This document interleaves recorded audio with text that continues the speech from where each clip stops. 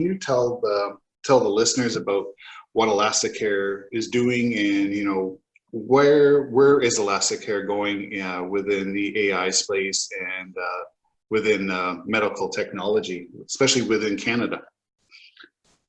Yeah, thanks. It's a good question, and I think the easiest way to kind of sum it up is that we're in a very accidentally interesting position. And what I mean by that is this entire COVID thing has really kind of shed a light on a whole bunch of different things that we're trying to tackle right now. Not least of which is accessibility to high quality care.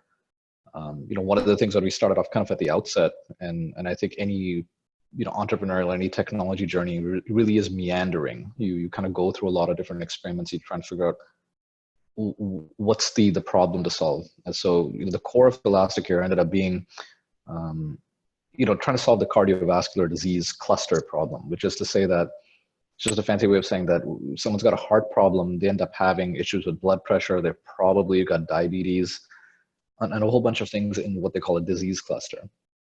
So we decided to come up with not only a device, but a kind of a service that would help us analyze and give really high resolution feedback, really trying to democratize the healthcare. And, in 2018, you look at the stats, it's actually the world's biggest killer by quantity.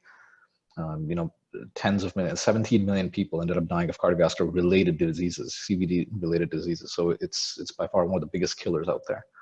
So there's no single one, kind of provider that's going to end up going and solving all of these things. So we decided, okay, all these people are dying. There's many fewer hospitals compared to how many patients and how many people there are out there. What if we could end up broadcasting this service out to a wider market, really kind of democratizing it, giving patients control of their health records and their data, and then allowing them to kind of, see the doctors and get the appropriate treatment that they need, so that you don't end up having to go to the doctor only once something has gone wrong.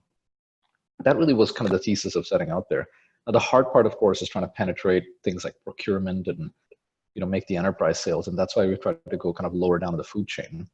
And then I think we ended up having some traction, which was good. And I think if anyone who's worked in the medical device or in the medical sales kind of industry, they know it's a long haul, because you're up against these massive powers, big insurance companies, big device makers, big kind of names. But kind of mid last year, towards late last year, we kind of got these inklings that we were joking about this too, going, some type of SARS-like pandemic, if this thing coming out of China really ends up being true, because you see this stuff coming out on Twitter and all that stuff, right? And we kind of kept our ear really low to the ground.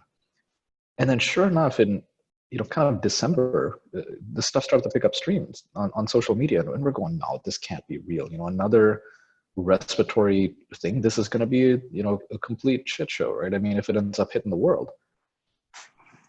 And sure enough, we're kind of laughing sarcastically, going, no, this can't happen. And then by March, the entire thing just blows up.